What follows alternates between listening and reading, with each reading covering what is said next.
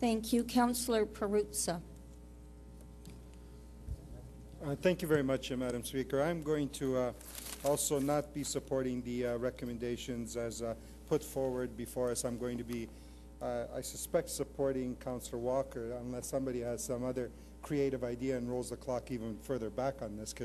Because, Madam Speaker, what this is just a continuing attack on workers, on people, on people whom we forced to go on New Year's Day. We're going to force some little outfit in something like the Eaton Center that's sort of family-run, owner-operated, to go there and have to make sandwiches or sell pizza to the folks who on New Year's Day have nothing better to do other than drudge around in the mall. And it's absolute silliness. You wonder sometimes on who thinks these things up. And we invent reasons on why it is that we need to think these things up. We go out and we do surveys. Oh, because a survey says so.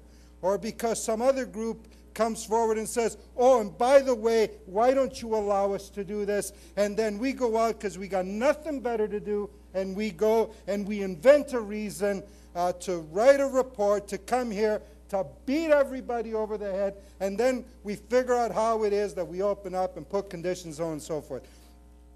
Ask yourself this question, because I remember the whole Sunday shopping debate in the early 90s.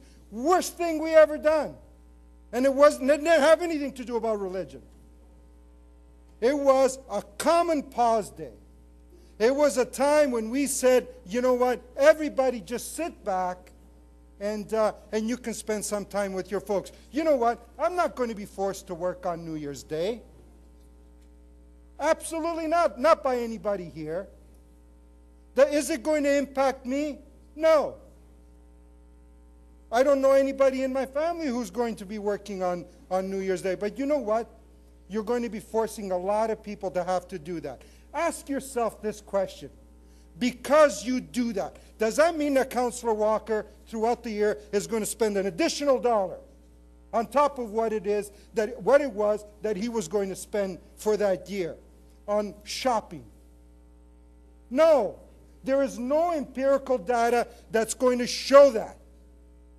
You do this, are you going to extract one additional dollar from one other tourist who comes into this town on those days? Absolutely not.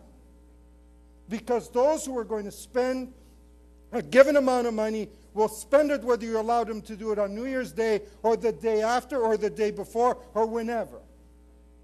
That's a fact. So yeah, you know, in the early 90s, Sunday shopping, cross-border shopping, that was the evil of the day. And unless we allowed no more recognition of a particular day, the world was going to fall apart. Well, it was bogus. It was bogus then, and it's bogus today.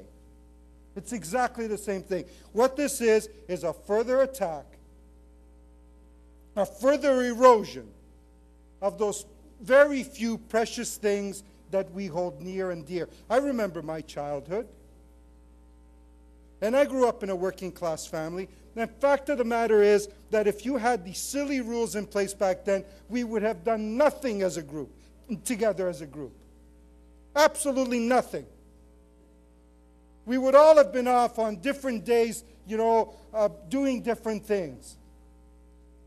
That's a fact.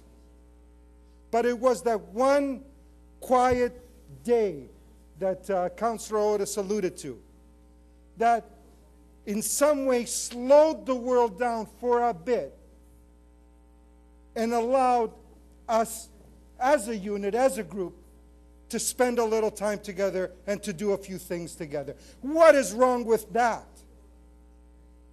Now, well, you know, on a Sunday, you can't distinguish it from a Wednesday. In terms of the traffic on the streets, in terms of the cars in the malls, and everything else. You think we've done ourselves a service, and you can attribute labels like religion to it. You can attribute other labels.